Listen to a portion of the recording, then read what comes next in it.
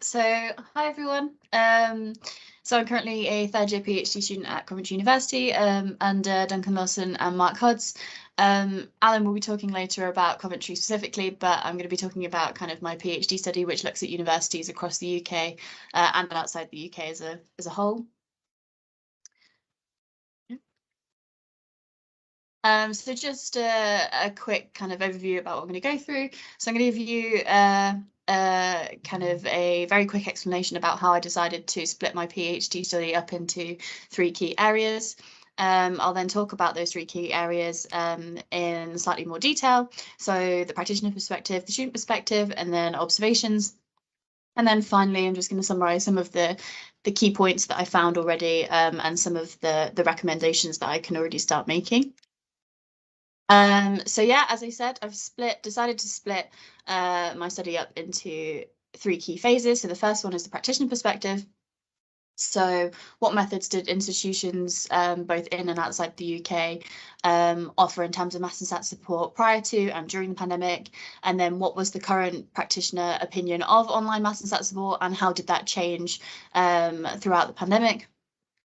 Then moved on to phase two, so looking at the student perspective, so with a kind of a key focus on engagement and barriers to engagement. So what are the current barriers and how can we reduce them? And then was there a difference in student opinion of math and stat support based on the form that they were using? And finally, phase three, which is what I'm working on at the moment. Is there a significant difference in pedagogy of online versus in-person maths and stat support?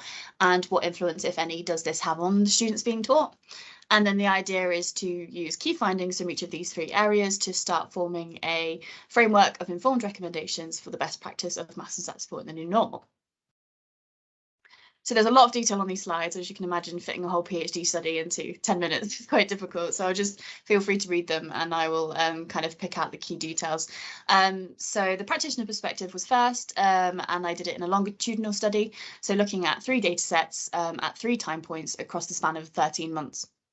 The first one was from May 2020, which comes from the Hodds 2020 questionnaire that was ran alongside Sigma Network's first online event. In particular, the last open-ended question on that survey, where practitioners were asked, should we be changing our approach or replicating what we did face-to-face in an online setting? The second data set comes from January and February 2021, where we interviewed 12 practitioners that had answered the Hodds 2020 questionnaire from around the world. And then the final data set was from June 2021, which comes from a collaborative survey that we did with a team in Germany. The main form of analysis that we used was thematic analysis to start pulling out, particularly because a lot of the responses in these data sets were open free text responses. So using thematic analysis to pull out key ideas to compare how opinion had changed. So here's some kind of the key, again, there was a lot of data, but here are some of the key graphs. May 2020 shows the different responses that came from that open-ended question. You've got your kind of to be expected, replicate, don't replicate, can't answer the question, and then you've got some additional things that practitioners brought in. But the main theme across all of those categories in May 2020 was that practitioners were unsure. Not only was it the most common answer to say I can't answer this question, but also there was uncertainty in all the categories. January and February, again, these are the common ideas that came up across the interviews as a whole. They've been plotted in terms of how many times a theme was mentioned, but also you can just about see that those bars have been segmented into 12. So if the whole bar is coloured in, that means all 12 practitioners mentioned that theme.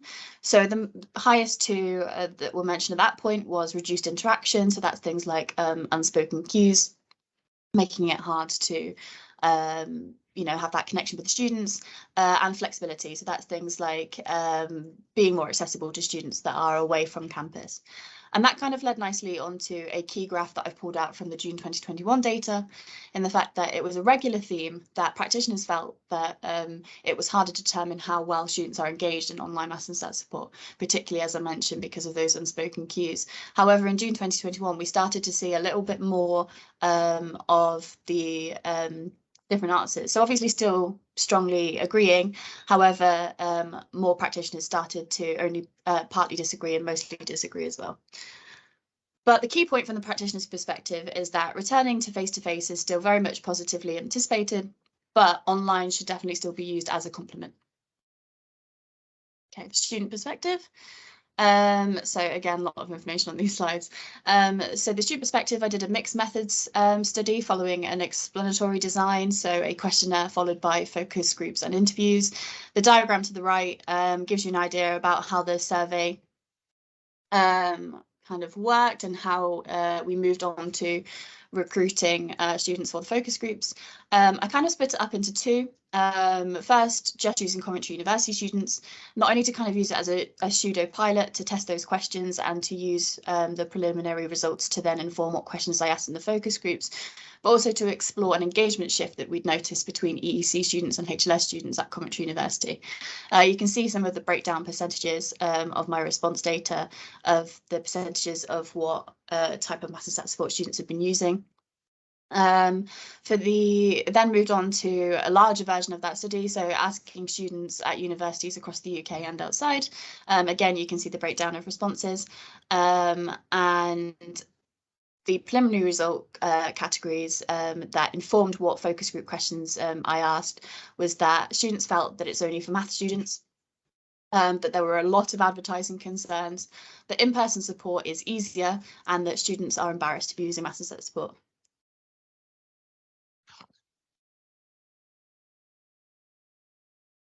Okay, so the key point from this side is that, again, I said that I was going to focus a lot on engagement and why students aren't engaging. So this information shows, the graph shows non-users' response to why they weren't using maths and stat support, and the text responses shows users' responses to why they thought other students weren't using maths and stat support. And the most common reason was that students don't need maths and stat support.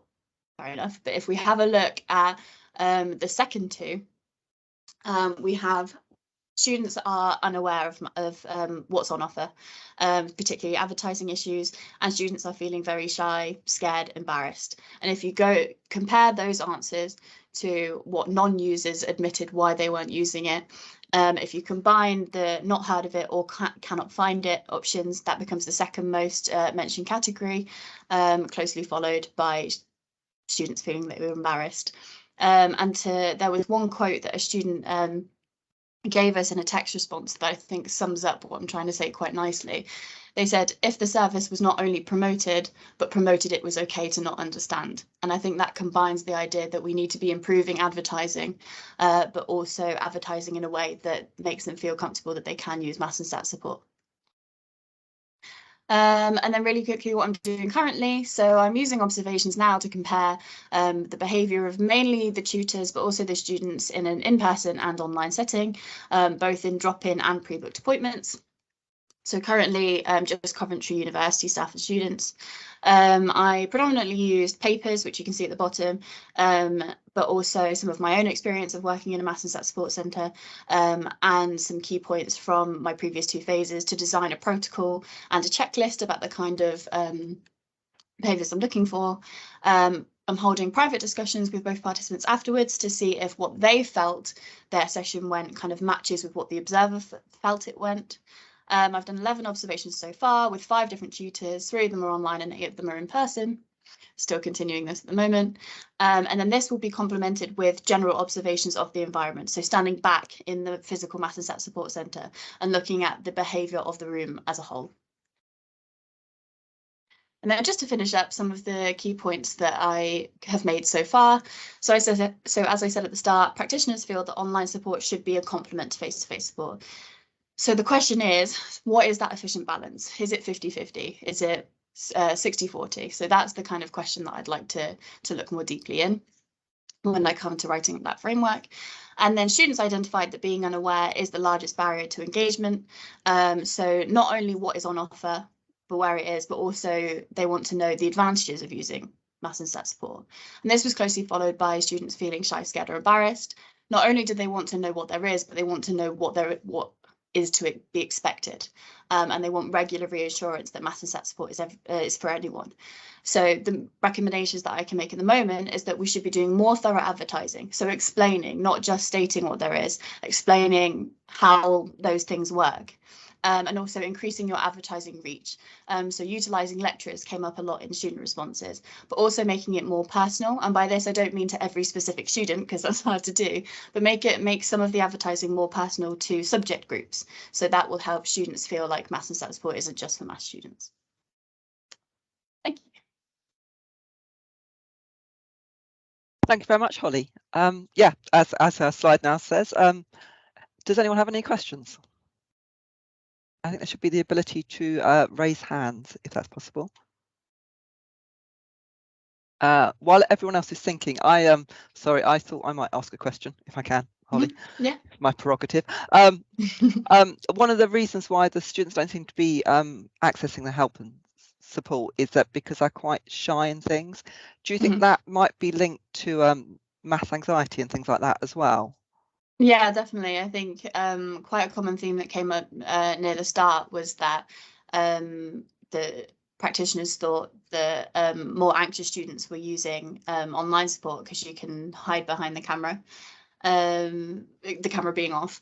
So yeah, 100%. I think students that are more anxious tend to use is linked to students not using maths and sat support. So it's about finding that balance, because obviously the practitioners feel that, you know, having cameras off can result in those unspoken cues, but then more anxious students are using online support because they can hide behind having the cameras off. So kind of how do we approach to kind of minimize both sides, if you know what I mean? Yeah. Yeah, no, so you've kind of got to get over that barrier of that anxiety before they'll even actually ask for the support to start with. Fabulous. Excellent. Does anyone else have any other questions?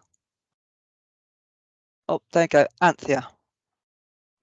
Yeah, thanks, Holly. That was great. I presume the slides are going to be available later, are they? Because it's quite. I'm thinking, oh, there's so many things, bits of information I want to grab from that. Yeah. Yeah. We'll collate all the slides and we'll put them all together with the recordings and things, if that's all right by all the presenters. So you mentioned ALS and EEC. So you're talking about two different faculties you've got there at Coventry. Yeah. So, and what's the distinction between the two that you were noticing? You're observing there.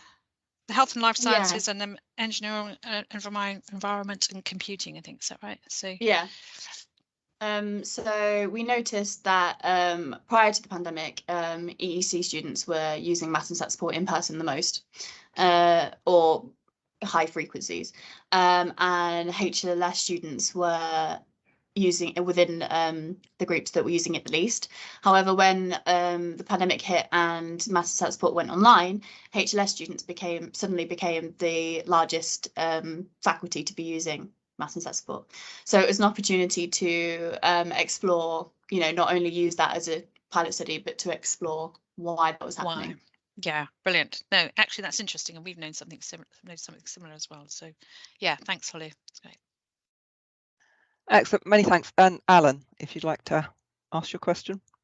Yeah, it wasn't going to be a question as such, although I'll if I can make 2 points. One is that point that's just been discussed between Anthea and Holly. I'm actually going to say something about that later, but I won't spoil the thunder. I'll leave that for later.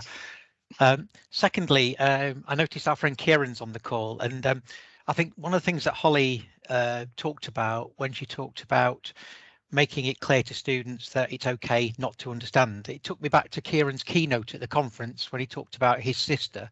Kieran, you told us that story about your sister keeping a notebook of all the things she didn't understand in mathematics, and you thought she was stupid, sort of making a list of all the things you don't know. And I guess that's the message, isn't it? It's sort of it sort of resonated with me, that message, in terms of what Holly's just said. So 2 points, that's all. Thank you. Thank you very much. And thank you once more again to Holly. Thank you very much.